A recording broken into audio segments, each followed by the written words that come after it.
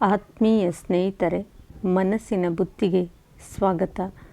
ಪ್ರೀತಿಯ ಸ್ನೇಹಿತರೆ, ಇಂದಿನ ಸಮಾಜದಲ್ಲಿ ನಾವು ಸುಶಿಕ್ಷಿತರು, ವಿದ್ಯಾವಂತರು ಎಂದು ಮೆರೆದಾಡುತ್ತೇವೆ. ಇಂದಿನ ಈ ಸಂದರ್ಭದಲ್ಲಿ ಯಾರಿಗೂ ತಿಳಿಯದೆ ಇಂದಿನ ಮಕ್ಕಳಲ್ಲಿ ಉದ್ಭವಿಸುವ ಸಂಸ್ಕಾರದ ಕೊರತೆ ಎದ್ದು ಕಾಣುತ್ತದೆ. ಸಂಸ್ಕಾರವೇ ಇಲ್ಲದಂಥ ಶಿಕ್ಷಣ ಮನುಷ್ಯನ ಅಹಂಕಾರಕ್ಕೆ ಕನ್ನಡಿಯಾಗಿದೆ. ಸಂಸ್ಕಾರವಿಲ್ಲದ ಶಿಕ್ಷಣ ಸಮಾಜಕ್ಕೆ ಅಪಾಯಕಾರಿಯೂ ಹೌದು. ಮಕ್ಕಳಿಗೆ ಉತ್ತಮ ಶಿಕ್ಷಣ, ಉತ್ತಮ ಸೌಲಭ್ಯಗಳು, ನಮ್ಮ ಮಕ್ಕಳು ಉನ್ನತವಾಗಿರುವುದನ್ನೇ ಮಾಡಲಿ ಎಂದು ಬಯಸುತ್ತೇವೆ. ಎಷ್ಟೇ ಕಷ್ಟವಾದರೂ ಅದನ್ನೇ ಮಾಡಿಸುತ್ತೇವೆ. ಆದರೆ ಅವರಲ್ಲಿ ಬೆಳವಣಿಗೆಯಾಗುತ್ತಿರುವ ಸೂಕ್ಷ್ಮವಾದ ಮನಸ್ಸುಗಳಲ್ಲಿ ಸಂಸ್ಕಾರವನ್ನು ತುಂಬಲು ಮರೆಯುತ್ತಿದ್ದೇವೆ. ಬಹಳಷ್ಟು ವಿದ್ಯಾರ್ಥಿಗಳು ತುಂಬ ಬುದ್ಧಿವಂತರಾಗಿದ್ದಾರೆ, ವಿದ್ಯಾವಂತರೂ ಆಗಿದ್ದಾರೆ. ಆದರೆ ಗುಣವಂತರಾಗುವುದರಲ್ಲಿ ಎಡವುತ್ತಿದ್ದಾರೆ. ಉತ್ತಮವಾದ ಸಂಸ್ಕಾರವನ್ನು ಅಳವಡಿಸಿಕೊಳ್ಳುತ್ತಿಲ್ಲ. ಅನಕ್ಷರಸ್ಥರಾದವರಿಗಿಂತ ಅಕ್ಷರಸ್ಥರಾದವರೇ ಅಪರಾಧಗಳನ್ನು ಮಾಡುವುದು ಹೆಚ್ಚಾಗುತ್ತಿದೆ. ಇಂದಿನ ಜಗತ್ತಿನಲ್ಲಿ ನಂಬಿಕೆಯು ತನ್ನ ಅಸ್ತಿತ್ವವನ್ನು ಕಳೆದುಕೊಂಡಿದೆ. ಯಾರನ್ನು ನಂಬಬೇಕು, ಯಾರನ್ನು ನಂಬಬಾರದು ಎನ್ನುವುದು ತಿಳಿಯುತ್ತಿಲ್ಲ. ಸ್ವತಃ ಸಂಬಂಧಗಳನ್ನು ನಂಬಲು ಸಾಧ್ಯವಿಲ್ಲ.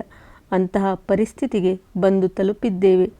ಹಣದ, ಆಸ್ತಿಯ ಆಸೆಗೆ, ಅಧಿಕಾರದ ಆಸೆಗೆ ತಾನು ಏನು ಮಾಡುತ್ತಿರುವೆ ಎನ್ನುವ ಸುಳಿವೂ ಅವರಲ್ಲಿ ಇಲ್ಲ. ಅದರ ಅರಿವೂ ಇಲ್ಲ. ಅದರಿಂದ ಅವರಿಗೆ ಆಗುವ ನಷ್ಟದ ಬಗ್ಗೆಯೂ ತಿಳಿದಿಲ್ಲ. ಶಿಕ್ಷಣ ಮತ್ತು ಸಂಸ್ಕಾರ ಎರಡು ಭಿನ್ನ ಭಿನ್ನವಾದ ಕ್ರಿಯೆಗಳು. ವಿದ್ಯಾವಂತರೆಲ್ಲ ಸುಸಂಸ್ಕೃತರು ಆಗಬೇಕೆಂದೇನಿಲ್ಲ.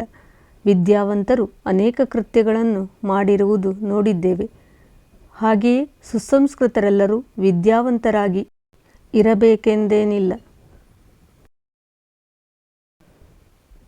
ನಾವೇ ನೋಡಿದ್ದೇವೆ ನಮ್ಮ ಹಿರಿಯರನ್ನು.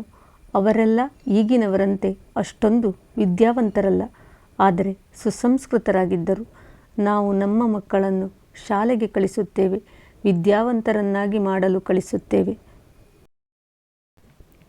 ಇಂದಿನ ಶಿಕ್ಷಣ ಕೇವಲ ಅಂಕಗಳ ಆಧಾರದ ಮೇಲೆ ನಿಂತಿದೆ. ಅವರಿಗೂ ನೈತಿಕ ಜ್ಞಾನ ತಿಳಿಯಲಿ. ವಿಷಯ ಬೋಧನೆ ಒಂದೇ ಅಲ್ಲ, ಮಕ್ಕಳ ಬೆಳವಣಿಗೆಯು ಸೂಕ್ಷ್ಮ ಘಟ್ಟಗಳನ್ನು ಗಮನಿಸಿ ಅವರಲ್ಲಿಯ ಬದಲಾವಣೆಯನ್ನು ಗ್ರಹಿಸಿ ಉತ್ತಮ ಸಂಸ್ಕಾರವಂತ ವಿದ್ಯಾವಂತ ಮಗು ದೇಶದ ಬಹುದೊಡ್ಡ ಆಸ್ತಿಯಾಗಬಲ್ಲದು.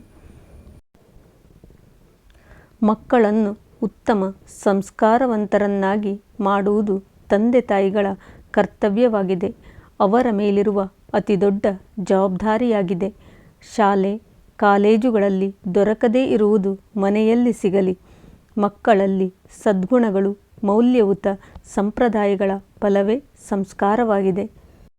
ಮಕ್ಕಳಿಗೆ ಅತಿಯಾದ ಆಸ್ತಿಗಳನ್ನು ಮಾಡಬೇಕೆಂದೇನೂ ಇಲ್ಲ.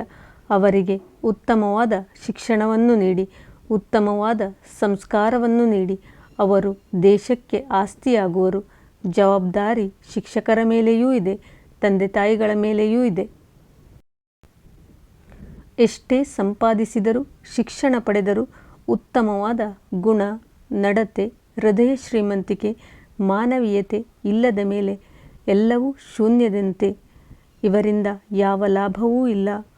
ಇವರಲ್ಲಿ ಹಿರಿಯರನ್ನು ಗೌರವಿಸುವ ಗುಣವಾಗಲಿ, ತಂದೆ ತಾಯಿಗಳನ್ನು ಪ್ರೀತಿಯಿಂದ ನೋಡಿಕೊಳ್ಳುವುದಾಗಲಿ ಸಾಧ್ಯವಿಲ್ಲ. ಎಲ್ಲವನ್ನು ಹಣದಿಂದ ಅಳೆದು ಬಿಡುತ್ತಾರೆ. ನಮ್ರತೆ, ಭಾವನೆ ಇವರಲ್ಲಿ ಎಂದಿಗೂ ಇರುವುದಿಲ್ಲ.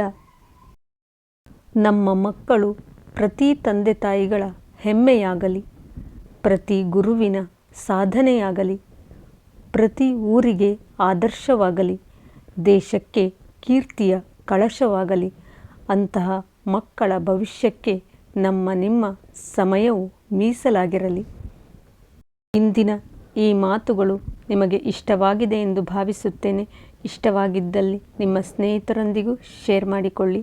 ತಪ್ಪದೆ ಪ್ರತಿದಿನ ಬರುತ್ತಿರುವ ವಿಡಿಯೋವನ್ನು ನೋಡಿ ಸಪೋರ್ಟ್ ಮಾಡಿ. ನಾಳಿನ ವಿಡಿಯೋದೊಂದಿಗೆ ನಿಮ್ಮ ಮನಸ್ಸಿನ ಭಾವನೆಯ ಜೊತೆ. ಧನ್ಯವಾದಗಳು.